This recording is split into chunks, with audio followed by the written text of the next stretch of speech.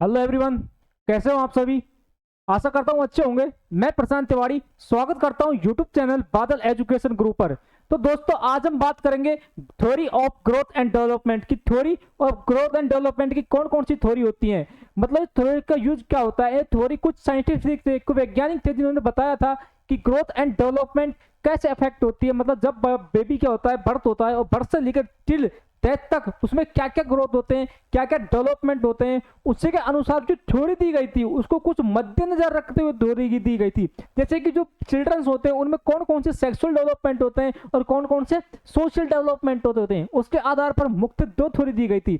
चलो हम बात करते हैं किसकी, थ्योरी की ऑफ ग्रोथ एंड डेवलपमेंट। तो स्टार्ट करते हैं students. The theory of growth and development, दो मेजर थ्योरी दी गई थी ग्रोथ एंड डेवलपमेंट को डिस्क्राइब करने के लिए। कितनी थ्योरी दी गई थी? दो।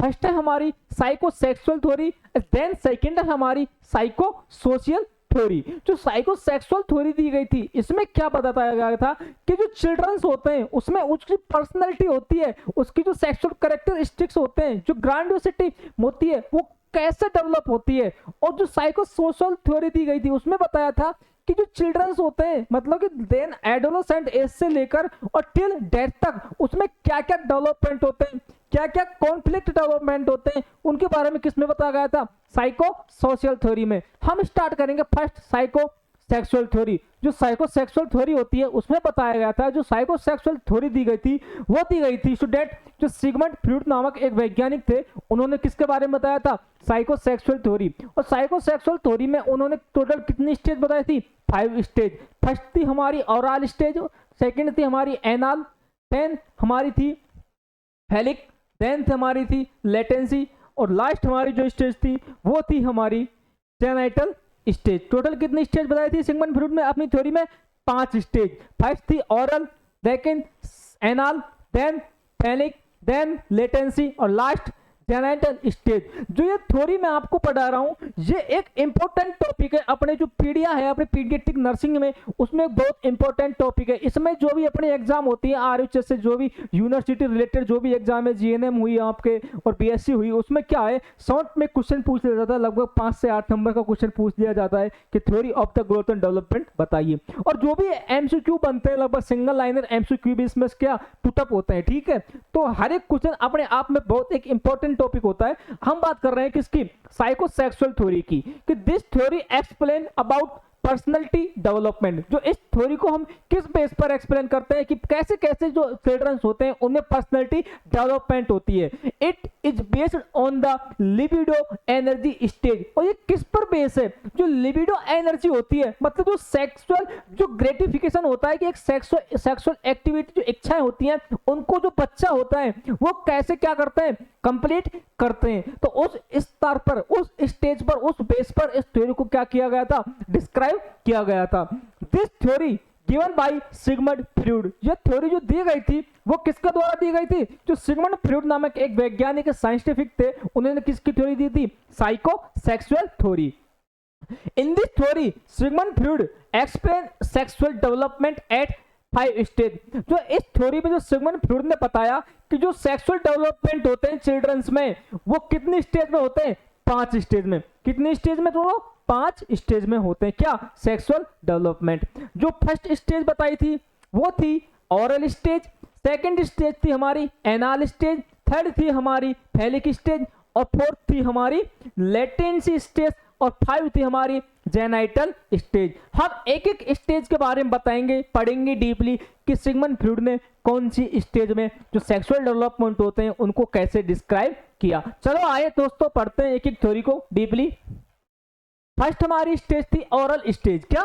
Oral stage. इस स्टेज में सिगमंड फ्रॉइड ने बताया कि ऑनसेट एज ग्रुप 0 से लेके अप टू 1 ईयर, मतलब कि इन्फेंट, जो यह स्टेज देखने को मिलती है, ओरल स्टेज ये देखने को मिलती है जब बेबी क्या होता है? बर्थ होता है। बर्थ से लेके 1 साल तक के बच्चे में कौन सी स्टेज देखने को मिलती है? Oral stage. बोल रहे हैं तो हम इन्फेंट स्टेज में क्या देखने को मिलती है? Oral stage. In this stage जो sexual gratification are fulfil through sucking activity. मतलब इस स्टेज में बताया गया था कि कि जो बच्चे होते हैं वो अपनी जो सेक्सुअल ग्रेटिफिकेशन को क्या फुलफिल करते हैं, किसके द्वारा, सकिंग मेथड द्वारा। जैसे सकिंग मेथड में हम बात करते हैं कि एक बेबी होता है वो क्या करता है, अपनी माँ मदर की ब्रेस्ट को क्या करता है, सक करता है।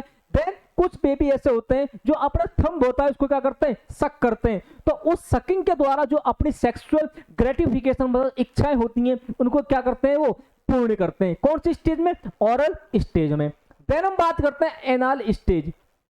जो एनाल स्टेज थी इसमें बताया गया था कि जो एनाल स्टेज में जो बच्चों का ग्रुप देखने को मिलता है, ये एज ग्रुप ऑनसेट 1 से लेके 3 साल, मतलब जो टोटलर ईयर के जो क्या होते हैं बच्चे होते हैं उनमें जो स्टेज देखने को मिलती है सेक्सुअल डेवलपमेंट की, वो देखने को मिलती है 1 से लेके जो 3 साल के बच्चे होते हैं उनमें देखने को मिलती है एनाल स्टेज। इसमें जो बच्चे अपनी जो सेक्सुअल ग्रेटिफिकेशन होती है उसको कैसे कंप्लीट करते हैं कि in this age group sexual gratification are fulfil through by anal holding and urine holding. इसमें क्या करते हैं, जो बच्चे होते हैं वो क्या करते हैं अपनी सेक्सुअल ग्रेटिफिकेशन को फुलफिल करने के लिए जो अपने एनाल जो स्पेंसर होते हैं उनको क्या करते हैं, होल्ड करके रखते हैं, ठीक है। और जो और जो यूरिन होल्डिंग जो होती है कैपेसिटी उसको क्या करते हैं, होल्ड। आपने देखा होगा आपके घर में, मतलब सभी के घर में लगभग छोटे बच्चे तो होंगे ही, आपने देखा होगा कि जब बच्चा बोलते हैं मम्मा मुझे सुसु आ रही है, मुझे पोटी आ रही है, तो वो क्या करता है, आप उसको सुसु पोटी के लिए जाते हो तो वो क्या करता है अपनी जो यूरिन पास आउट की प्रक्रिया उसमें क्या करता है, उसको कभी तो पास आउट करेगा, कभी उसको रोकेगा, फिर रोक के रखेगा, फिर पास आउट करेगा। ऐसे आपने देखा होगा ना। तो क्या होता है, वो क्यों करते हैं इसे, क्यों, क्योंकि उनका कोई शौक नहीं है। उनको क्या होता है कि जो उनकी सेक्सुअल ग्रेटिफिकेशन होती है वो क्या होती है, फुलफिल होती है, किसके द्वारा, इस स्टेज द्वारा, इसलिए वो ऐसा करते हैं, ठीक है। देन हम बात करते हैं फैलिक स्टेज के बारे में। जो थर्ड है हमारी वो है फैलिक स्टेज। इसमें क्या होता है, यह मुख्य रूप से देखने को मिलती है 3 से 6 साल के ईयर, जो 3 से 6 साल के स्टूडेंट जो बच्चे होते हैं उनमें देखने को मिलती है। इसमें क्या जो प्री मतलब बोल सकते हैं प्री स्कूलर चिल्ड्रन, कौन सा में, जो प्री स्कूलर चिल्ड्रन होते हैं उनमें कौन सी स्टेज देखने को मिलती है, फैलिक स्टेज। इसमें क्या होता है, जो sexual gratification fulfil bye opposite parents, मतलब अपोजिट पेरेंट्स होते हैं उनसे क्या होता है, अटैचमेंट कर लेते हैं बच्चे, ठीक है। आपने देखा होगा, आपने जनरली आपने सुना होगा घरों में, आपने बड़े बुजुर्ग बात करते हैं, कोई भी कहता है कि एक जो बॉयज बेबी होता है, क्या बॉयज बेबी, उसका जो अटैचमेंट होता है वो अपनी माँ के बजाय किससे ज्यादा हो, नहीं अपने फादर के बजाय किससे ज्यादा होगा, माँ से।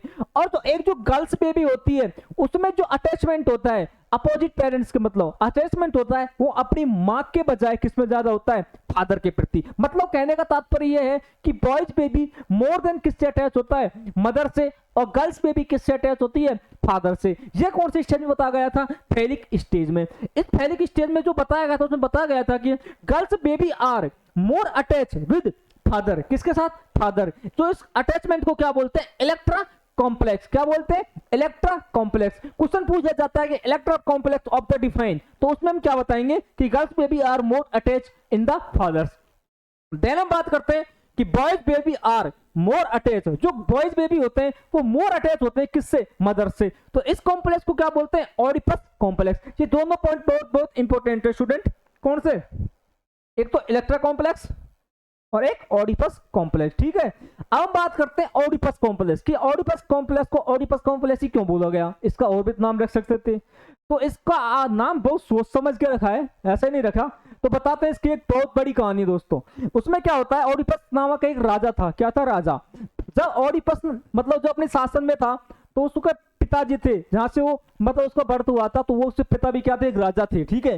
तो उसके पिताजी ने जब उसका बच्चा बर्थ हुआ तो पहले जो अपने राजा महाराजा हुआ करते थे, उनके जो महल हुआ करते थे, जो राज्य होते थे, उनमें क्या एक प्रथा होती थी कि जो भी बच्चा जन्म लेगा तो उसकी जो भविष्य का मतलब उसके भविष्य के बारे में जानने के लिए उसके स्पेशल पंडित हुआ करते थे। वो सब कुछ कुंडलियां बना करते थे कि ये बच्चा इस कब क्या क्या क्यों कैसे क्या क्या करेगा। तो वहां पे वो प्रथा चलती थी। तो एक दिन क्या हुआ, जैसे ही बच्चे ने जन्म लिया, ऑडिपस नाम के बच्चे ने जन्म लिया, तो राजा ने एक मीटिंग सभा बुलाई और सभा में पंडित भी आया। पंडित से पूछा, पंडित जी अपने इस बच्चे की जरा जन्म कुंडली बताओ कि इसमें क्या क्या है, अपने राज्य के लिए मतलब हेल्पफुल है या हार्मफुल है, मतलब अपने राज्य को आगे लेके जाएगा या फिर क्या करेगा। तो पंडित ने उसकी कुंडली देखी और बताया कि महाराज बात तो बहुत विडंबनापूर्ण है। तो महाराज ने बोला, बताओ पंडित ऐसी क्या बात है। तो उसने बताया था कि जो महाराज आपका जो ये बच्चा है ये आपके राज्य के लिए आगे जाके एक संकट भरा घटक पैदा करेगा। ठीक है, तो उसने बोला था यार पंडित ने कि इसका कोई सॉल्यूशन, तो पंडित ने बोला कि इसका सॉल्यूशन एक ही है,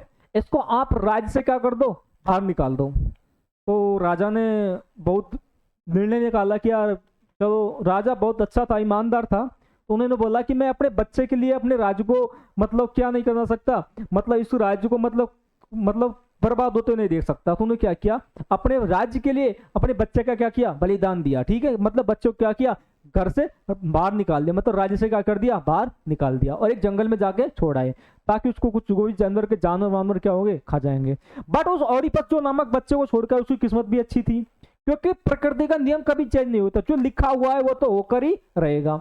उसने क्या किया कि जब बच्चे को छोड़ के आए तो कुछ लोग जा रहे थे रास्ते से, तो उनमें से एक ने उस बच्चे को उठाया और उसका पालन पोषण अच्छे से किया। देन उसके बाद जब वो बड़ा हो जाता है तो दोबारा उसी राज्य में क्या हुआ, वो लौट के आया। ठीक है, ऐसे आ गया लौट के, तो वहां पे क्या राज्य में क्या प्रतियोगिता चल रही थी, युद्ध की प्रतियोगिता, कि जो जिसको हराएगा ऐसी कुछ बात थी, उसको इनाम मिलेगी। तो वो भी अच्छा खाता हट्टा काटा था ऑडिपस, तो उसने क्या किया, चलो इस चैलेंज को एक्सपेक्ट करते हैं, तो वहां पे गया और उस चैलेंज को देखा कि मैं इसके लिए रेडी हूं। तो वहां पे उसने बताया था कि मेरी पर एक शर्त है कि जो मेरे से युद्ध करेगा वो इस राज्य का राजा होगा।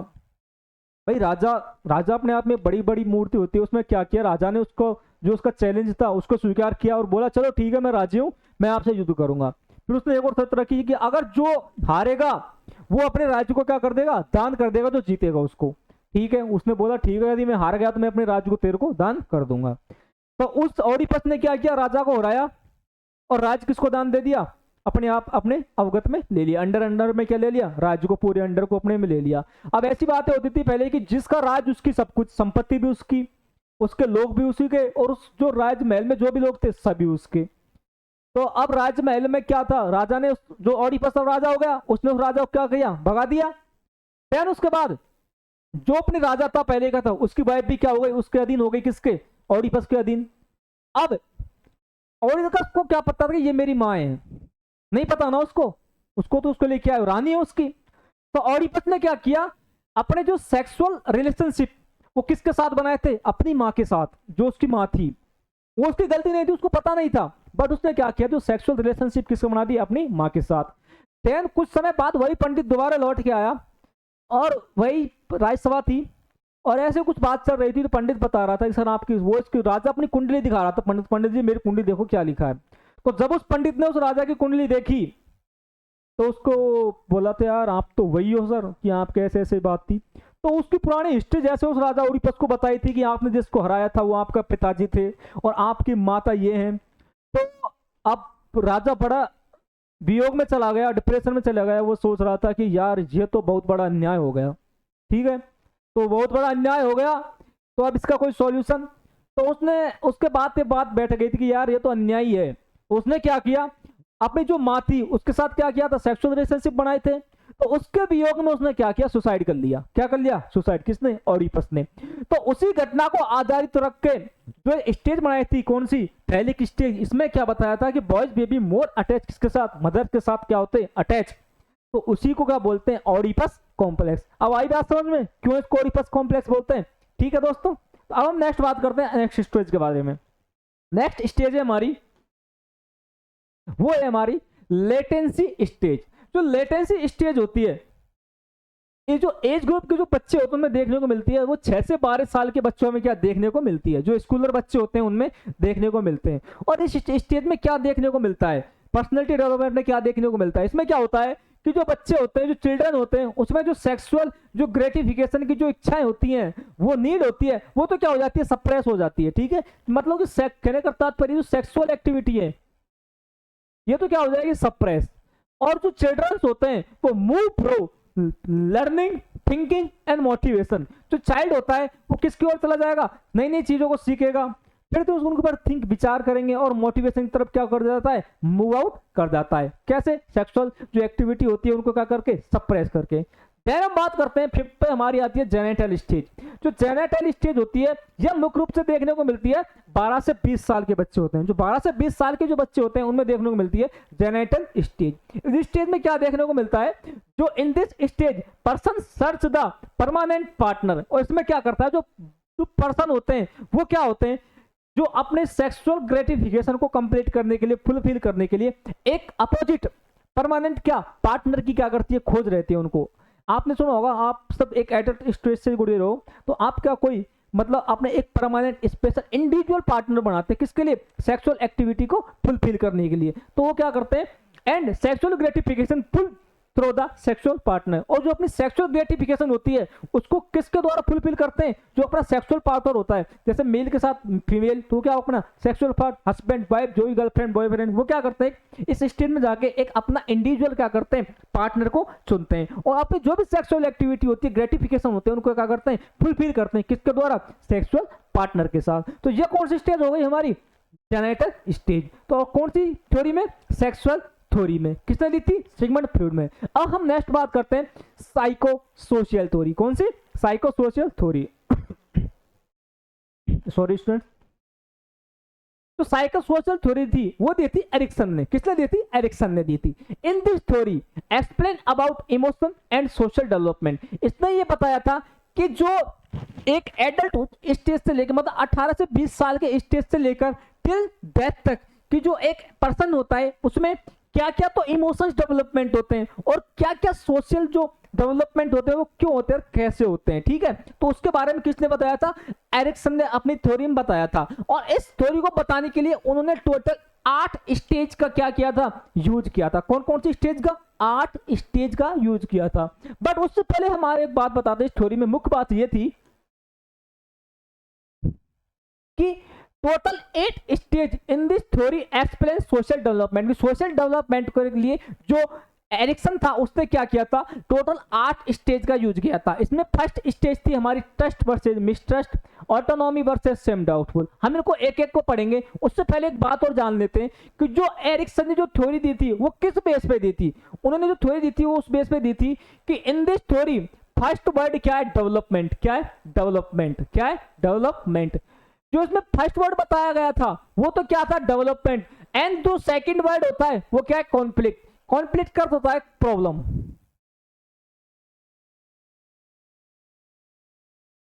इसमें क्या है कि जो भी ये 8 स्टेज हैं इसमें जो भी फर्स्ट वर्ड दिया गया है, जैसे कि इसमें क्या है, ट्रस्ट, और सेकंड क्या है, मिसट्रस्ट। तो जो फर्स्ट है वो तो क्या है, ट्रस्ट, सेकंड है मिसट्रस्ट। जो फर्स्ट वर्ड दिया गया है ये तो क्या है हमारा, डेवलपमेंट। क्या हुआ है, डेवलपमेंट। और मिसट्रस्ट क्या हो गया, कॉन्फ्लिक्ट, जैसे कि प्रॉब्लम। आपने सुना होगा कि जब बेबी बच्चा जब जन्म लेता है तो सबसे पहले उसका जो ट्रस्ट डेवलप होता है वो किसके प्रति होता है, जिसका केयर प्रोवाइडर होता है। केयर प्रोवाइडर कौन होता है, फैमिली मेंबर्स में माता हुआ, फादर्स हुए, दादा दादी हुए, वो क्या उसको हो गए, केयर प्रोवाइड। और तो सबसे पहले उसका डेवलप किसके, ट्रस्ट डेवलप, मतलब ट्रस्ट का होता है विश्वास। तो ट्रस्ट डेवलपमेंट होता है वो किसके प्रति होता है, अपनी माँ के प्रति। यदि और जो कॉन्फ्लिक्ट, यदि बच्चे में कोई कॉन्फ्लिक्ट पैदा होता है कि यदि केयर प्रोवाइड उसकी अच्छे से क्या नहीं कर रहा, केयर नहीं कर रहा है, प्रॉपर मात्रा में केयर नहीं कर पा रहा, उसको न्यूट्रिशन प्रोवाइड नहीं करवा रहे, उसकी देखभाल नहीं कर रहे, तो फिर बच्चे में क्या होगा, कॉन्फ्लिक्ट डेवलपमेंट होगा। इसलिए बोलते हैं कि यदि बच्चे में कॉन्फ्लिक्ट डेवलपमेंट भी हो जाए तो उसको हमें किस में कन्वर्ट करने चाहिए,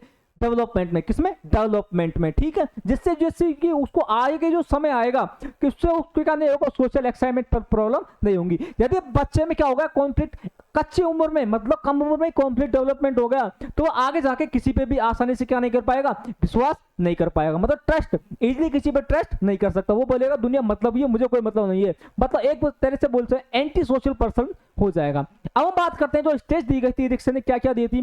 फर्स्ट है हमारी ट्रस्ट वर्सेस मिसट्रस्ट। जो इस स्टेज में जो देखने को मिलती है वो देखने को मिलती है अप टू बर्थ से लेकर 12 मंथ, जो मतलब 0 ले जब से बच्चा जन्म लेता है और 12 मंथ तक, 1 साल तक के बच्चे में कौन सी स्टेज देखने को मिलती है, ट्रस्ट वर्सेस मिसट्रस्ट।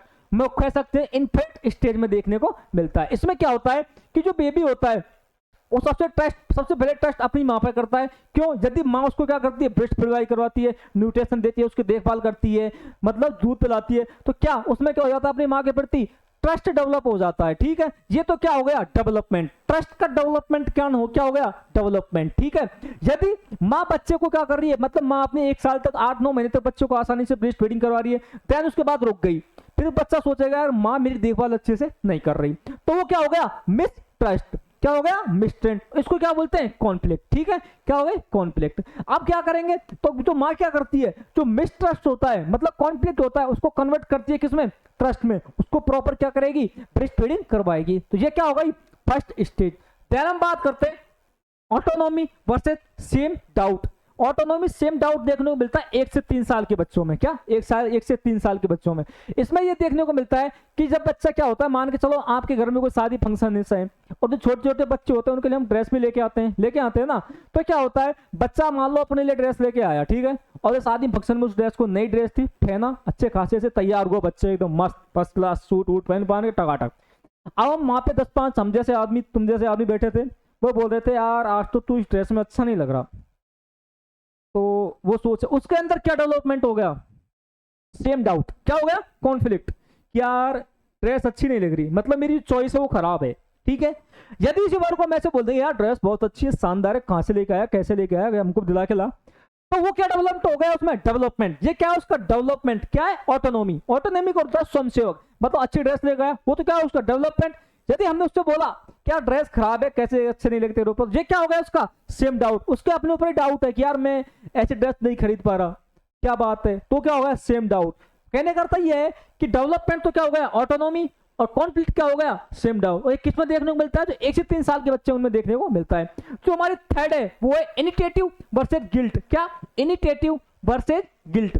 इसमें क्या होता है कि हम बच्चे को क्या बोलते हैं कि यार बच्चा क्या करता है, जैसे कि अब बात कर रहे हैं कि कोई बच्चे को हमने जैसे कंपेयर करता है एक दूसरे बच्चे, क्या करते हैं, कंपेयर करते हैं, क्या करते हैं, कंपेयर। ये 3 से 6 साल के बच्चों में देखने को मिलता है। इसमें क्या होता है, हम बच्चे को घर में कोई भी काम करते हैं, जैसे कोई बच्चा काम कर रहा है, ठीक है, हम उसको बोलते हैं यार ये काम कंप्लीट कर दे, ठीक है। यदि वो बच्चा उस काम को कंप्लीट कर देता है, क्या कर देता है, कंप्लीट अच्छे से उस काम को प्रोसेस में कंप्लीट कर दिया, तो वो तो क्या हो गई इनिशिएटिव। और यदि वो काम उस पर कंप्लीट नहीं हुआ, कैसे भी करके कोई भी कारण उस काम कंप्लीट नहीं कर, भूल गया, या फिर कोई भी खेलने चला गया, कुछ भी करने चला गया, तो वो क्या होगा इसमें गिल्टी। वो अपने आप में क्या महसूस कर रहा है, गिल्ट महसूस कर रहा है, क्या कर रहा है, गिल्ट, कि यार ये काम मेरे से नहीं हुआ, तो वो क्या हो गया गिल्ट। अगर इस गिल्ट को हम डेवलपमेंट में कन्वर्ट करना चाहते हैं तो उससे बोलेंगे क्या ऐसा कर, कोई बात, आप एक पेरेंट्स हो और अपने बच्चों को गिल्टी फील नहीं करवाना चाह के उसको क्या करेंगे, उसको डेवलपमेंट करेंगे, उसका मतलब उसको इंप्रूवमेंट देखना चाहते हैं, उसको बोलेंगे कोई बात नहीं बेटा आप इस काम को दोबारा कर दो। तो ये क्या होगा इसका इनिशिएटिव। देन हम बात करते हैं इंडस्ट्री वर्सेस इनफीरियरिटी। इंडस्ट्री का अर्थ होता है कि हम क्या करते हैं कि जो बच्चे होते हैं ये देखने को मिलता है 6 से 12 साल के, जो 6 से 12 साल के बच्चे होते हैं, स्कूलर चाइल्ड होते हैं, उसमें देखने को मिलता है। इसमें क्या होता है, बच्चा क्या होता है, जो चिल्ड्रन होते हैं वो क्या करते हैं, अपने आप को एक चिल्ड्रन दूसरे चिल्ड्रन से क्या करता है, कंपेयर करता है। जैसे कि आपने देखा होगा कि आप बच्चे स्कूल में पढ़ रहे हो, आप भी बच्चे, हम भी बच्चे, हम पढ़ रहे हैं, ठीक है, तो कोई तो बच्चा मतलब कि स्टडी में अच्छा है, कोई खेलने में अच्छा है, कोई स्विमिंग में अच्छा है, कोई सिंगिंग में अच्छा है, तो वो क्या करता है, जो बच्चा पढ़ाई में अच्छा है और जो बच्चा पढ़ाई में कमजोर है, जो बच्चा पढ़ाई में कमजोर है वो अपने आप को क्या करेगा, कंपेयर कर लेगा किसी के साथ, उसके साथ, किसके साथ, जो पढ़ाई में अच्छा है, कि हाँ यार ये तो पढ़ाई में अच्छा है और मैं किस में अच्छा हूँ, खेलने में अच्छा हूँ, तो उसको मतलब एक ऑफर्ड फील नहीं होगा, वो अपने आप को उसके साथ बैठ सकता है, खेल सकता है, उसके साथ दोस्ती कर सकता है, ठीक है। तो ये क्या हो गया इंडस्ट्री, क्या हो गया इंडस्ट्री। और इंफीरियरिटी का अर्थ होता है कि मान के कुछ बच्चे ऐसे होते हैं जो क्या करते हैं, किसी में भी अच्छे नहीं होते, ना तो पढ़ाई में अच्छे होते हैं, ना खेलने में अच्छे होते हैं, ना सिंगिंग में अच्छे होते हैं, तो वो क्या करते हैं, अपने आप को क्या एक अलग ही महसूस करते हैं, मतलब कि यार मैं अच्छा नहीं हूँ, कुछ नहीं है, मतलब मैं इसके साथ दोस्ती नहीं कर सकता, ये बड़ा स्टेटस के लोग हैं वगैरह, ऐसे कुछ बहुत सारे उदाहरण होते हैं समाज में, तो उसको क्या बोलते हैं इनफीरियरिटी। क्या बोलते हैं इनफीरियरिटी। ये किसमें देखने को मिलता है 6 से 12 साल के बच्चों में। देन हम बात करते हैं identity versus role confusion. Identity versus role confusion. Identity versus role confusion का होता है, यह देखने को मिलता है 12 से 20 साल के बच्चों में। किसमें, 12 से 20 साल के बच्चों में। इसमें क्या होता है, जो बच्चे होते हैं उनको अपने आप की यूनिक आइडेंटिटी चाहिए, मतलब जब बच्चा 12 से 20 साल का एज का हो जाता है तो वो सोचता है कि यार मेरी खुद की पर्सनल यूनिक आईडी हो, जिससे मैं पहचाना जा सकूं। वैसे तो हम वैसे अपने माँ बाप के द्वारा पहचाने जाते हैं, मान लो चलो अपने घर में जब माँ बाप अच्छे खासे पढ़ा रहे हैं, कमा रहे हैं, कोई का पिताजी बिजनेस में है, कोई के बच्चे अच्छे कुछ गवर्नमेंट जॉब में, कोई के फादर गवर्नमेंट जॉब में, तो आपकी जो पहचान है वो अभी किसके द्वारा है, अपने घर वालों के द्वारा, ठीक है। तो वह सोचता है मेरी पहचान मेरे घर वालों द्वारा न होके मेरी खुद की एक यूनिक आइडेंटिटी हो, जिससे मैं अपने आप को समाज में क्या कर सकूं, एक्वायर कर सकूं। तो हम बात करते हैं ये तो क्या होगा उसकी आइडेंटिटी, क्या होगी आइडेंटिटी। देन उसके बाद बात करते हैं रोल कंफ्यूजन। रोल कंफ्यूजन में ये होता है कि यदि आपने क्या दिया, एग्जाम दिया, किसका, नीट का एग्जाम दिया, तो नीट का एग्जाम देके आपका सिलेक्शन नहीं हुआ, तो ठीक है, अब आप और आपका आपने क्या किया कि यार मेरा नीट में एग्जाम में दिया, मेरा सिलेक्शन नहीं हुआ, तो क्या करूं, तो आप क्या करो, या तो आप सोचोगे यार बीएससी नर्सिंग कर लूं, या सोचोगे यार कोई पैरामेडिकल कोर्स कर लूं, या सोचोगे यार आर्ट्स में कर लूं, या फिर कोई फार्मा डी फार्मा वगैरह कर लेता हूं। तो ये क्या हो गया, एक रोल कंफ्यूजन हो गया, मतलब उसको पूरी तरह कंफ्यूज है वो, अभी क्या है, कंफ्यूज पूरी तरह, मतलब उस बात को, मतलब जो अपने डिसीजन को ले नहीं पा रहा, तो ये क्या हो गया, रोल कंफ्यूजन। क्यों, क्योंकि उसका क्या हो गया, जो अपनी आइडेंटिटी थी वो तो नहीं बन पाई, ठीक है, आइडेंटिटी नहीं बनी तो क्या हो गई, कंफ्यूज होगा लाइफ पर कि अगर उसका नीट में सिलेक्शन हो जाता तो उसकी यूनिक आइडेंटिटी बढ़ जाती। क्या बोलते हैं, यूनिक आइडेंटिटी, कि यार बच्चा क्या है, नीट में सिलेक्शन हो गया, अब आगे डॉक्टर चलेगा, नाम क्या क्या जाएगा, डॉक्टर, उसकी अलग से पहचान हो गई। ना तो सिलेक्शन हुआ, ना ही उसका नीट में सिलेक्शन हुआ, न बीएससी में हुआ, न पैरामेडिकल, वही रोल कंफ्यूजन में क्या हो रहा है, घूम रहा है, ठीक है, तो ये क्या हो गए, रोल कंफ्यूजन। फिर हम बात करते हैं इंटीमेसी वर्सेज आइसोलेशन। क्या बोलते हैं, इंटीमेसी वर्सेज आइसोलेशन। अब इंटीमेसी का अर्थ होता है जो ये है इंडस्ट्रियल वर्सेज इंफीरियरिटी, ये क्या होता है, आगे जाके किस में कन्वर्ट हो जाता है, जो आइडेंटिफाई वर्सेज रोल, आगे जाके कौन सी स्टेज में कन्वर्ट हो जाती है, इंटीमेसी वर्सेज आइसोलेशन। ये देखने को मिलता है 21 से 40 साल की उम्र में, जो 21 से 40 साल के बच्चे होते हैं उनमें देखने को मिलता है। इसमें क्या होता है कि इंटीमेसी का अर्थ होता है यदि बच्चा अपने यूनिक आइडेंटिटी, कोई यूनिक प्रोफेशन डेवलपमेंट कर लेता है, मान लो आपका सिलेक्शन हो गया नीट में, या फिर आपका हो गया नॉर्थ सेट में, तो आपकी एक यूनिक आइडेंटिटी है, आपके साथ जो फ्रेंड्स हैं वो भी क्या है, आपके फ्रेंड्स हैं, आपके मतलब 5-7 लोग थे, टोटली आप 5 फ्रेंड थे, 5 में से 4 का तो सिलेक्शन हो गया, एक रह गया, ठीक है, मान लो आप खुद रह गए, मैं खुद रह गया, आप मेरे 4 हो, आपका सिलेक्शन हो गया, तो जब यदि मेरा सिलेक्शन हो जाता तो मैं क्या हो जाता, इंटीमेसी हो जाता है। क्या होता है, इंटीमेसी का होता है मैं उनके साथ बैठता, घुलता, आसानी से बात करता, जो चाहे मन की बात करता, ठीक है। यदि सिलेक्शन नहीं हुआ तो क्या हो जाएगा, आइसोलेशन कर, क्या आइसोलेट कर लेगा अपने आप को, क्या कर लेगा, आइसोलेट। क्यों, क्योंकि यार वो सोचेगा यदि यार अब मान लो शादी हुई, किसी 5 में से एक की शादी है और उसने आपको बुलाया, 4 तो आए और आप भी आए हो, ठीक है, या तो आप जाओगे नहीं, जाओगे तो उनको खुद को उन 4 रखोगे अलग, और यदि अलग नहीं रख पाओगे तो क्या बोलोगे, चुपचाप बैठे रहोगे, ये क्या होगा, आइसोलेशन। क्यों, क्योंकि आपको वहां पर क्या ऑफर्ड फील होगा, गिल्ट फील होगा कि यार इनका सिलेक्शन हो गया, अब ये सब बच्चे क्या है जॉब में, और ये क्या करेंगे, अपनी झाड़ेंगे जॉब वाली की, मेरी ऐसे, मेरे वैसे, वो वैसे, और हम कुछ नहीं है, हम चुपचाप बैठे रहेंगे, ठीक है। तो इसके लिए क्या कर लेगा, वो अपने आप को क्या कर लेता है, आइसोलेट कर लेता है। समाज में बहुत सारे उदाहरण है ऐसे, ठीक है। तो ये तो क्या होगा हमारा इंटीमेसी वर्सेज आइसोलेशन। देन हम बात करते हैं जनरेटिव, जो जनरेटिव का वर्सेज स्टेगनेशन। इसमें क्या होता है, ये देखने को मिलता है 41 से लेकर 65 साल की उम्र में। क्या होता है, इसमें क्या होता है, जनरेटिव, मतलब कि जनरेटिव का होता है जो शब्द हुआ है, ये कहां से हुआ, जनरेट, मतलब जनरेट करना।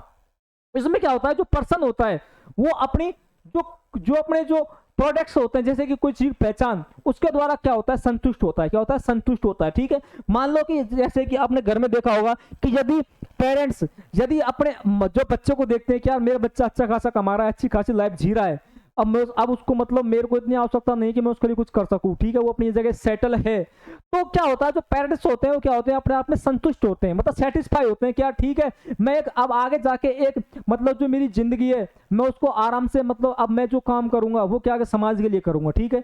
ये क्या होगा, एंटी जनरेटिव, मतलब क्या करते हैं कि वो संतुष्ट है। अब वो क्या करेगा, मतलब वो ऐसा काम करेगा जिससे लोग उसको क्या करें, याद रख सके, किसका, सदी तक क्या कर सके, राज याद रख सकते हैं। तो उसके लिए वो क्या करेगा, मतलब कुछ काम करेगा, जैसे कि कोई भवन निर्माण करवा दिया, कोई धर्मशाला, कोई मूर्ति वूर्ति, जो भी मतलब समाज का जो काम है उसको क्या कर दे, उसमें इन्वॉल्व हो, तो वो तो क्या बोलते हैं, जनरेटिव, मतलब दूसरों के लिए योगदान देना, ठीक है।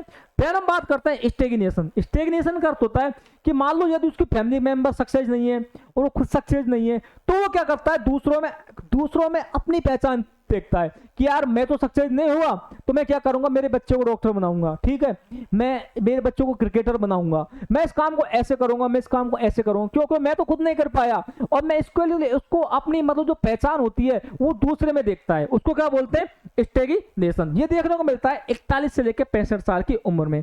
फिर हम बात करते हैं इंटीग्रिटी वर्सेज डिसअपियर। इंटीग्रिटी का अर्थ होता है कि जो पर्सन होता है वो क्या करेगा, अब वो सोचेगा यार सब काम ठीक है, मैं सब काम सब कुछ अच्छा खासा हो गया, तो ये तो क्या हो गया, इंटीग्रिटी, ठीक है, इंटीग्रिटी।